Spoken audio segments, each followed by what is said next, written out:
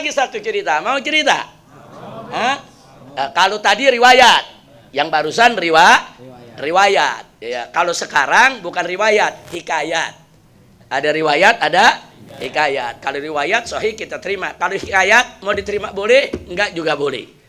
Mau dengar hikayat? Betul? Iya. Ada satu orang, saudara. Satu orang punya istri, sampai jadi kakek-kakek, nenek-nenek, setia. Nah, cuman istrinya ini bawel, tiap hari ngomel. 50 tahun berumah tangga, ngomel terus ya. Tapi sabar, suaminya sabar. 50 tahun domelin. Nah, bayangin umurnya udah 60 lebih, sudah hampir 70. Suatu hari istrinya ngomelnya kelewatan. Begitu ngomel kelewatan, dia kesel ya, Wak.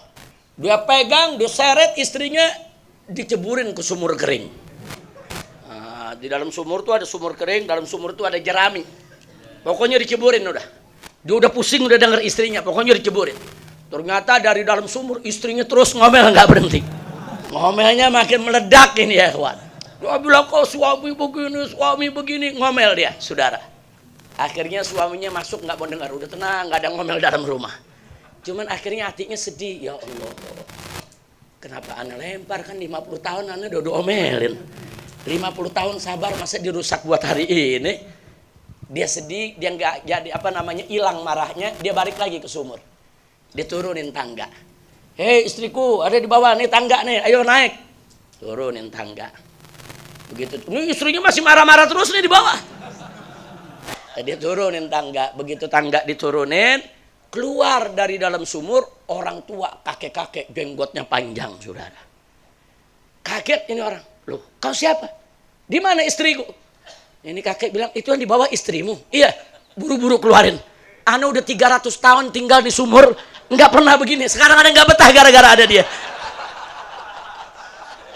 Ternyata itu kakek yang keluar jin sumur yang udah tinggal di sumur 300 tahun, saudara. Yang namanya jin kan umurnya panjang. Sampai jin nggak kuat ya, kawan.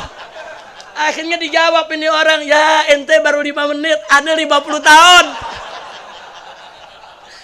Ente baru 5 menit udah gak kuat, ada 50 tahun.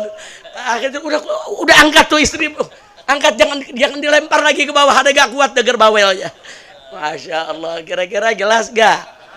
Ini hikayat, ini hikayat. Tapi pelajaran apa yang bisa kita ambil?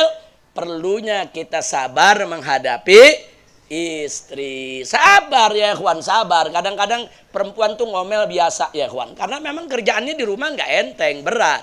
Kita keluar dari rumah, dia yang cebokin anak kencing, dia yang cebokin, anak buang air besar, dia yang rapihin cebokin, dia yang gantiin baju, dia yang gantiin celana. Kadang-kadang tengah malam bangun, dia juga yang rapihin ya kawan, capek. Apalagi kalau nggak ada pembantu di rumah. Saudara, udah nggak ada pembantu, anak 5 lagi. Dia mesti ngepel, dia mesti nyuci, dia mesti neriska ya kawan. Capek, saya tanya, capek gak? Nah saya mau tanya, kita sendiri lelaki kalau capek gampang marah gak? Gampang gitu. Makanya di jalanan berapa banyak tuh yang berkelahi dulu ya kawan. Main lihat-lihatan sendiri, apa lu lihatin gue lu? Baru dia lihatin aja udah mau berantem, kayak ayam jago. Ayo, ada gak yang begitu?